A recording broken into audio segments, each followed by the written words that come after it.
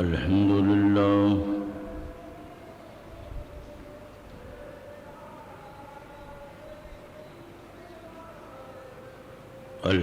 لله نحمده ونستعينه ونستغفره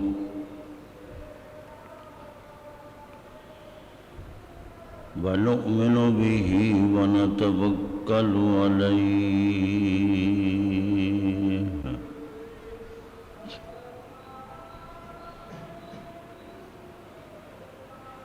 ونعوذ بالله من شرور أنفسنا ومن سيئات أعمالنا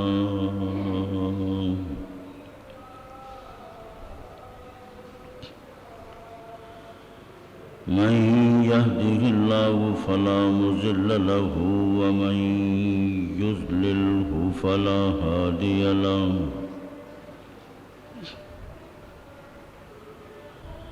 ونشهد أن لا إله إلا الله وحده لا شريك له ونشهد أن سيدنا ومولانا محمدا عبده ورسوله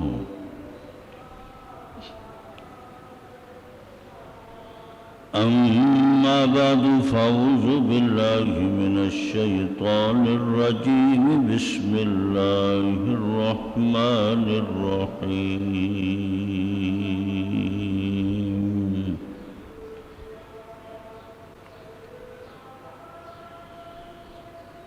ظهر الفساد في البر والبحر بما كسبت أيدي الناس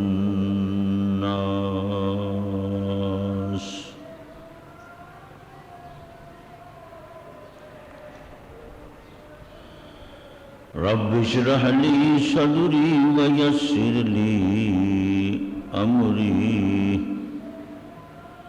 واحلل عقدة من لساني يفقه قولي سبحانك لا علم لنا إلا ما علمتنا إنك أنت العليم الحكيم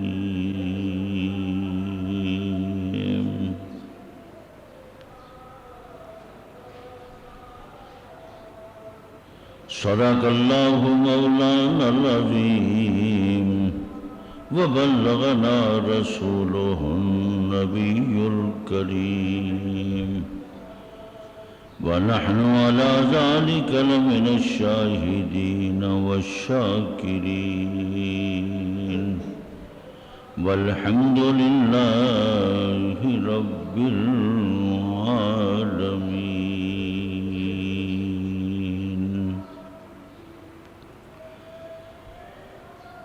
اللهم صل على محمد وعلى آل محمد كما صليت على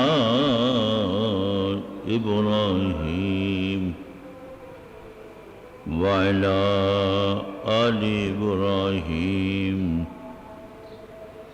إنك حميد مجيد.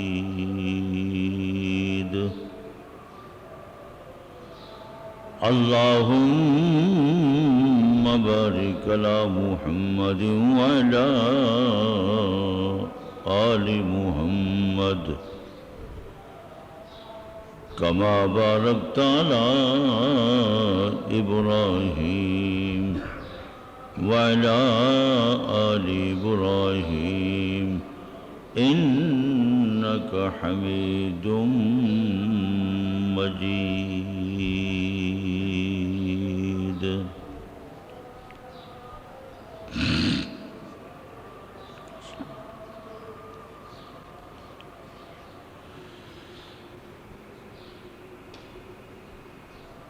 قابل صد احترام دوستو،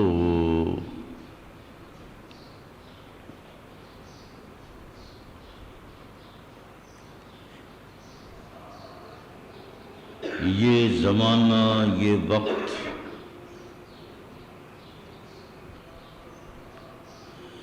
جس دور سے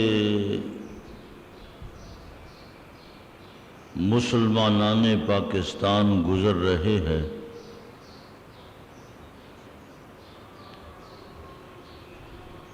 پاکستان ایک ملک ہے،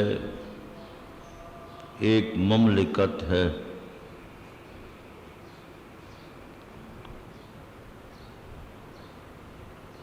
ہر ملک اور ہر مملکت کے لیے ملک کو چلانے کے لیے، عوام کے لیے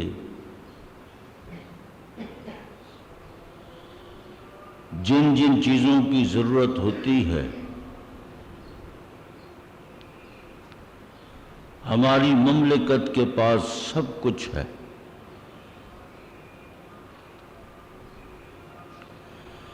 اللہ تبارک و تعالیٰ کا دیا ہوا سب کچھ ہوتے ہوئے بھی عوام کی نبض پر، عوام کے چہرے پر، لوگوں کی زبان سنے تو ہم سب کی کانوں میں، ہر شخص کے کان کے اندر بے چینی، پریشانی، اضطراب۔ جب کوئی شخص بولتا ہے اپنے ملک، اپنی مملکت، اپنی حکومت کا رونا روتا ہے۔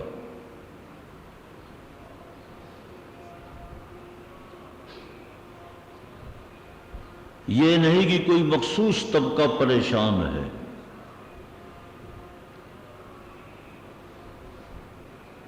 ایک ہے بڑا طبقہ جو امراء کا، اغنیاء کا۔ امراء، اغنیاء پر تو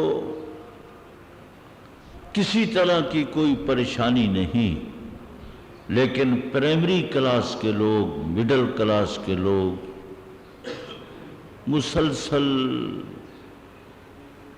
پریشان، مضطرب، اضطراب میں، تکلیف میں۔ ہر شخص گلہ کرتا ہے کہ یہ ہے،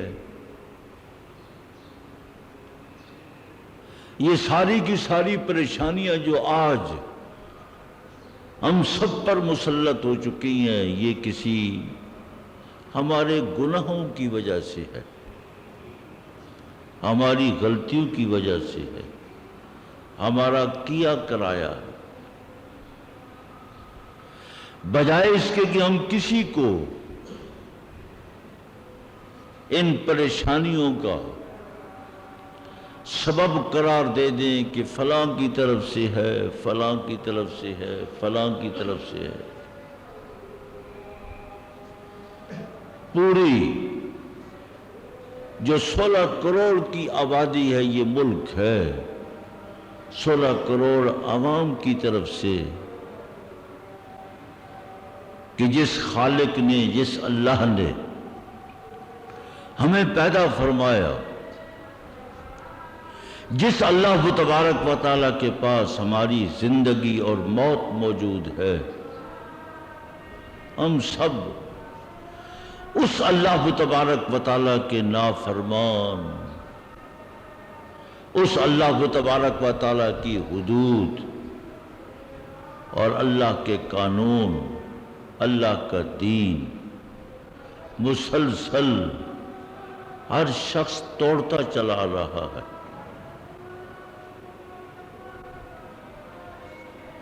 جب اللہ تبارک و تعالیٰ کی حدود کو توڑا جائے گا،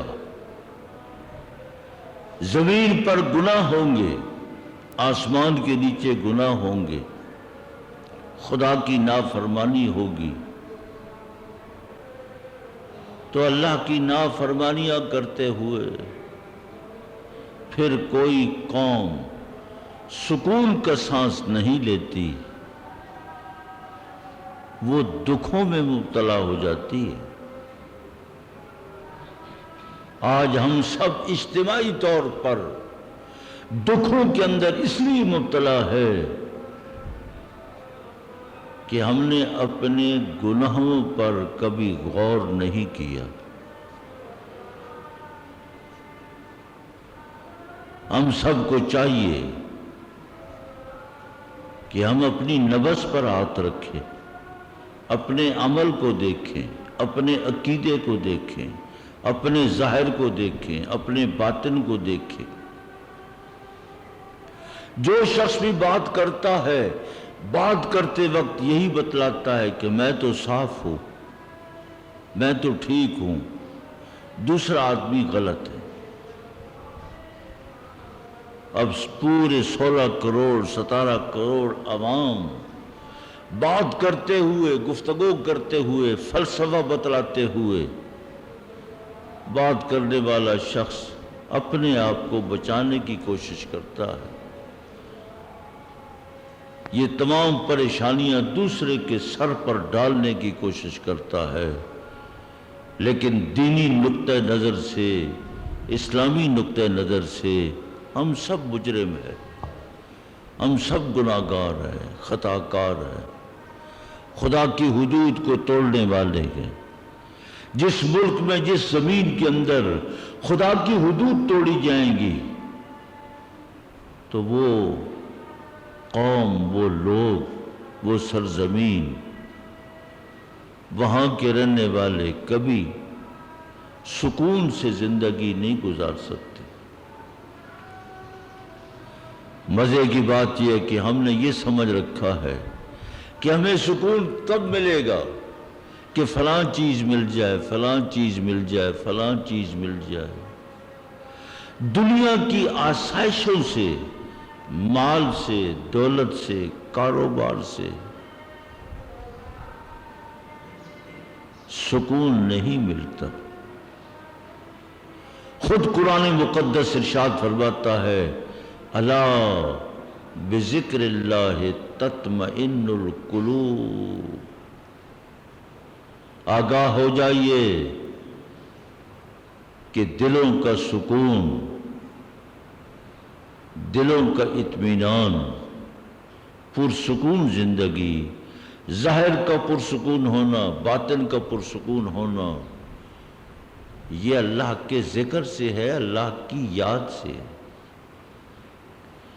جس پاور ہاؤس سے ہم سب کو سکون ملنا ہے، ہم نے اسے بلا دیا،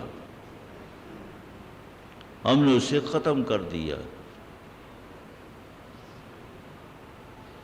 تو جس راستے سے سکون ملتا ہے، اس راستے پر ہم چلنے کی کوشش ہی نہیں کرتے۔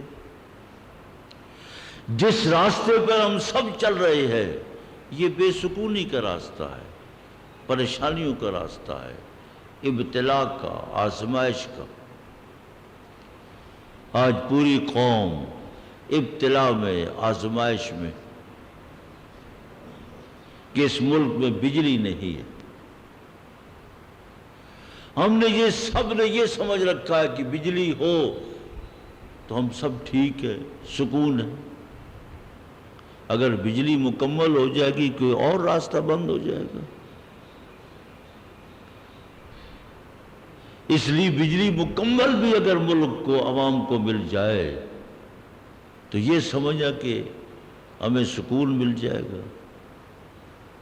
اللہ تبارک و تعالیٰ نے سکون والی زندگی، اطمینان والی زندگی، پریشانیوں سے پاک، محفوظ، ظاہری باطنی، ہم سب کی جو سکون والی زندگی ہے، وہ اللہ نے عبادت میں، خداوند قدوس نے اپنی یاد میں رکھی ہے کہ اللہ کا ذکر ہو،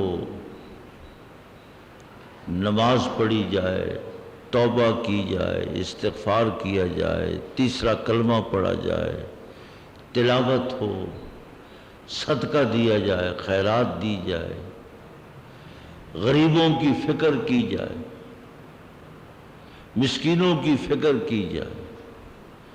نہ ہم غریبوں کی فکر کرتے ہیں، نہ مسکینوں کی فکر کرتے ہیں۔ مسجدیں بنی ہوئی ہیں، ویران ہے،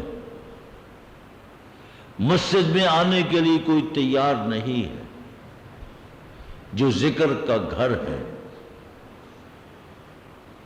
جہاں سے سکون ملنا ہے اور سکون حاصل ہوتا ہے، اس کو آباد کرنے کی کوشش نہیں کی جا رہی۔ تو جب مسجدیں ویران ہوں گی، مسجد سے اذانیں ہو رہی ہیں، ندا دی جا رہی ہے، پکار کی آواز آ رہی ہے کہ حی علی الصلاۃ، حی علی الصلاۃ، حی علی الفلاح، نماز کے لیے آ جاؤ، فلاح کے لیے آ جاؤ۔ جب مسجدیں میں جاؤ تو مسجدیں خالی پڑی ہیں۔ جب مسجدیں خالی ہوں گی، مسجدیں ویران ہوں گی، مسجد میں ذکر کرنے والے نہیں آئیں گے، تلاوت کرنے والے نہیں ہوں گے، توبہ اور استغفار کرنے والے نہیں ہوں گے، اپنے گناہوں کو نہیں دیکھیں گے، اپنے گناہوں کو سامنے رکھ کر ہم سب اللہ سے معافی مانگیں گے، تو پھر اللہ تبارک و تعالی پوری قوم کو من حیث القوم، اس قوم کو اللہ سکون عطا فرمائے گا۔ اس لیے دوستو، قرآن مقدس نے اس آیت کریمہ میں یہی ذکر کیا، ظہر الفساد فی البر والبحر، خشکیوں کے اندر جو فساد، بربادی، پریشانی اور احتجاج، اسی طرح تریوں میں، پانیوں میں، تو خشکی ہو تب، پانی ہو تب، تو پانی اور خشکی میں جو فساد ظاہر ہوتا ہے، بما کسبت اید الناس، قرآن مقدس نے سبب بتلا دیا کہ وہ لوگوں کے اعمال کی وجہ سے، ہماری بدعمالیاں، ہماری خیانتیں، امانت میں خیانت ہو، بددیانتی ہو، کسی کا حق مارا جائے گا، کسی کا حق کھایا جائے گا، بتایا کچھ، دیا کچھ، تو بتانے کے لیے کوئی چیز کہ ہاں یہ مال ہم نے دینا ہے، دیتے وقت کچھ اور گڑبڑ کر دی۔ جب ملک میں خیانتیں ہوں گی، بددیانتیاں ہوں گی، وعدے کی خلاف ورزی ہوگی، تو پھر وعدے کی خلاف ورزی پر پھر کوئی شخص یہ سمجھے کہ ملک میں، عوام میں سکون آ جائے گا، یہ راستہ سکون کا نہیں ہے، بے سکونی کا راستہ ہے۔ جس راستے پہ ہم سب چل رہی ہیں، یہ بے سکونی کا راستہ۔